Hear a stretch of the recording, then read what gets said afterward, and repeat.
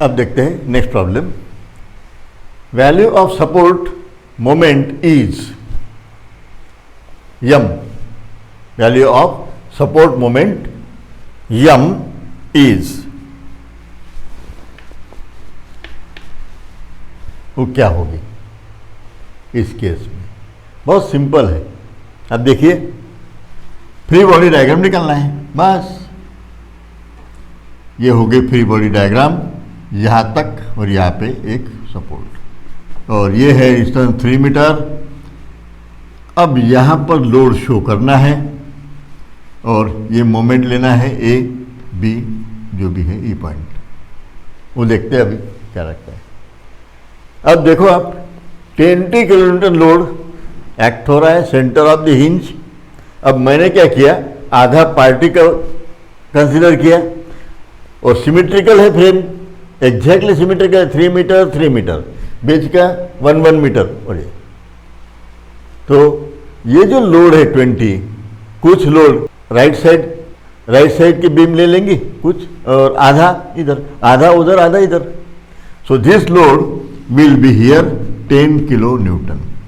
तो ये एक मेन कंसेप्ट है, ये रहेगा W/2। बस हो गया, बाकी अपन ने आगे की प्रॉब्लम छुड़ा है वैसे। अब देखो, इस लोड को मुझे यहां शिफ्ट करना पड़ेगा, काम हो गया। दूसरी डायग्राम, अब मैं इस लोड को यहां रख दूंगा। अब ये लोड मैं अगर यहां रखता हूं 10 किलो न्यूटन, तो सिर्फ लोड रख के नहीं चलेगा, direct and bending stress chapter, और यहां पे भी मैंने अभी एक प्रॉब्लम लिया है। Along with that I have to show moment, है ना। ये मोमेंट ऐसी रहेगी क्योंकि ये लोड ऐसे रोटेट करेगा क्लॉकवाइज। मोमेंट की वैल्यू क्या रहेगी, 10 × 1, 10 × this distance is 1 metre and it is equal to 10 kilo newton metre. हो गया। अब मैं यहां पर अगर मोमेंट 10 किलो न्यूटन लगा दूं, अप्लाई करूं, तो उसकी हाफ मोमेंट फार एंड पे as a carry over moment चली जाती है। So here the carry over moment will develop half of this 10 with same nature. Carry over में सेम नेचर रहता है, बार बार बताया हमने, है ना। ये भी क्लॉकवाइज, ये भी clockwise. Therefore the value of moment यम is carry over moment and that is equal to 5 kilo newton metre and it is clockwise. Complete answer. ये ऑप्शन में अगर दिए रहे 5 वगैरह और बाद में एंटी क्लॉकवाइज भी दिए 4 ऑप्शन में, एक 5 ब्रैकेट में क्लॉकवाइज और 5 एंटी क्लॉकवाइज, तो उसमें से भी चूज करते आना चाहिए, जैसे यहाँ दिया है मैंने, ये बताऊंगा। ओके, सो हियर यम means carry over moment and that is equal to 5 kilo newton metre and clockwise.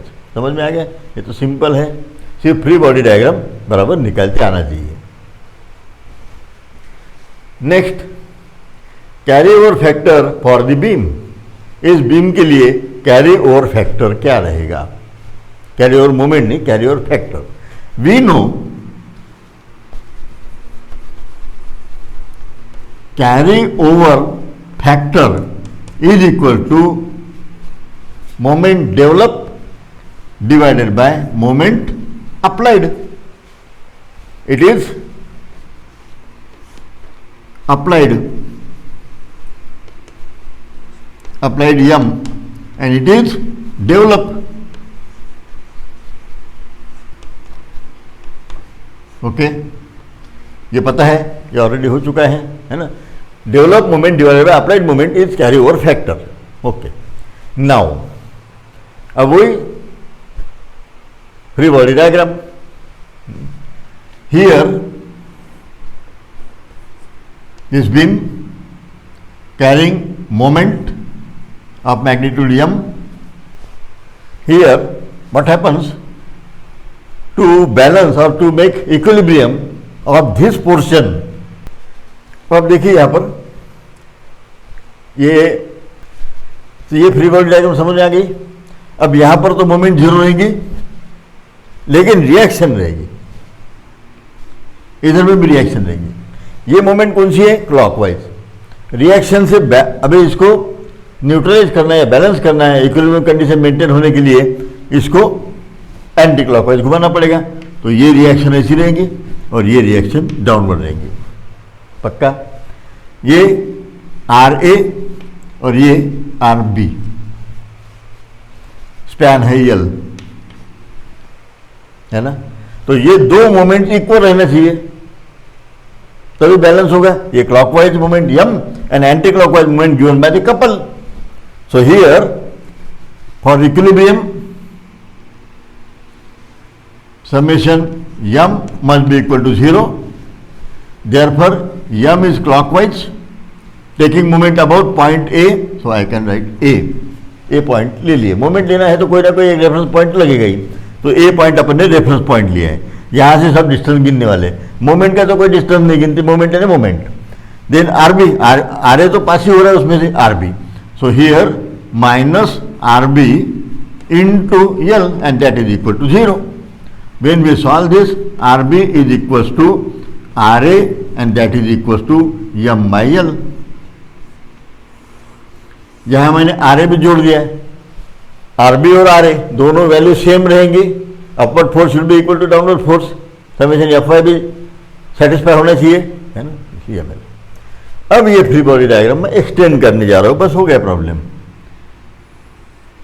ये ऊपर है तो उसके अपोजिट डायरेक्शन में मुझे यहां फोर्स देना होगा और उसका मैग्नीट्यूड रहेगा m बाय यल।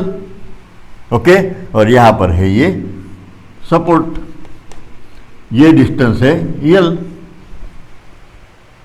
ओके, ये मोमेंट देगा, इस तरह रोटेट करेगा ये एंटी क्लॉकवाइज। ये एंटी क्लॉकवाइज अगर है तो यहां पर क्लॉकवाइज मूवमेंट डेवलप होगी and that is equal to, question पूछा है, और या तो फिर मोमेंट एट सी, ये सी पॉइंट है अपना। ओके, ये सी पॉइंट है ना, ये C. So here it is equal to m by L and into L and that is equal to m, है ना। तो ये है मोमेंट कौन सी? इंड्यूस और डेवलप। ये डेवलप मोमेंट अपने को निकालना है carry over factor. Therefore carry over factor क्या रहेगा? इंड्यूस कितनी हुई? m। अप्लाइड कितनी की थी? m and it is equal to 1। So carry over factor is 1 because the moment applied, the same moment is transferred to that point। okay, वैसे तो बहुत सिंपल था। ये मोमेंट लगाई अपन ने, इसकी तो ताकत नहीं है मोमेंट लेने की, है ना। है क्या इसकी ताकत? क्योंकि ये हिंज सपोर्ट है। ओके, तो सारी मोमेंट इसको ही लेना है। ओके, अब देखते हैं next problem. The force required for moving the girder AB, this AB is girder, जो भी स्टील का या कंक्रीट का जो भी गर्डर है, इसको मूव करने के लिए कितनी ताकत लगेगी, यानी कितना फोर्स लगेगा। The force required for moving the girder AB as shown in figure is given by rigid bar भी लिखा है, यानी उसमें कोई डिफॉर्मेशन होने वाला नहीं है, है ना। ये बार ऐसा वैसा कुछ नहीं, वो गर्डर है, स्ट्रेट मूव होगा। अब यहां पर ये जो फ्रेम है ये पूरी ऐसी मूव होने वाली है। ये यदि मूव होती है तो उसका नेक्स्ट शेप जो है ये कैसे रहेगा? ये तो गर्डर है। ओके, अब original frame,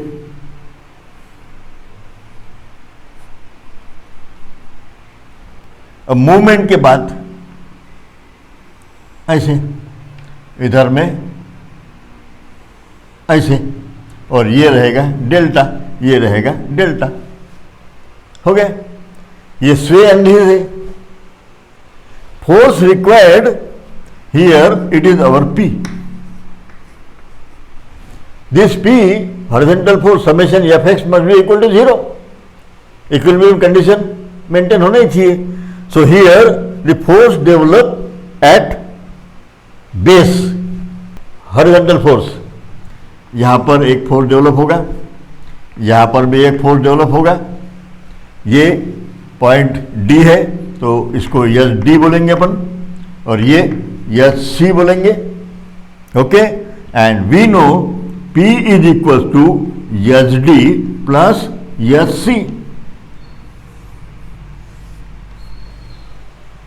okay, summation of horizontal forces must be equal to 0। ये इधर इक्वल। तो P की वैल्यू निकालना है तो एच डी और एच सी, ये दो वैल्यूज अपने को पता रहना आवश्यक है। नाउ अब ये यील्डिंग है, सिंकिंग है, स्वे है ना, डिस्प्लेसमेंट है, तो वहां पर मोमेंट जनरेट होती है, and that moment here will develop like this.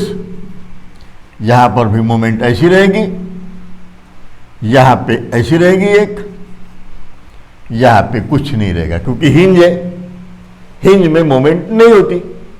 Okay, the values of moment here these are known to us 6 EI delta by L square, ये वैल्यू पता है। ओके, ये वाली यहां पर 3EI delta by L square, ये value moment की, और यहां पे 6EI delta by L square, ये अपना हो गया है, काफ़ी जगह हुआ है, स्ट्रेंथ ऑफ मटेरियल में हुआ है, फिक्स बीम में हुआ है, कंटिन्यूस बीम में भी हुआ है। ओके, बाद में भी और लगने वाला है ये। So these are the moments, बाकी कोई फोर्सेस तो है नहीं यहाँ पर पी के अलावा। ओके, तो अपने को एस डी और एस सी निकालना है। तो taking moment about A point, taking moment about B point, ये अपना है ए पॉइंट और ये है बी पॉइंट। ये दो पॉइंट्स पे अपन मोमेंट ले लेंगे, इधर में एक उधर एक, बराबर है। So here taking moment about A, और ये कॉलम अपन ने कंसीडर किया इतना ही, बराबर है। ये स्वे एनालिसिस स्वे का अपन देख चुके हैं ऑलरेडी। ये ऐसा, ये ऐसी मोमेंट, और यहाँ पर जो फोर्स होता है वो एच डी, ये स्वे एनालिसिस में काफ़ी बार अपन कर चुके हैं, same procedure. Okay, so here taking moment about A and it should be equal to 0। So here H D into L, ये एच डी इंटू एल, और ये मोमेंट है क्लॉकवाइज, सो प्लस। ओके,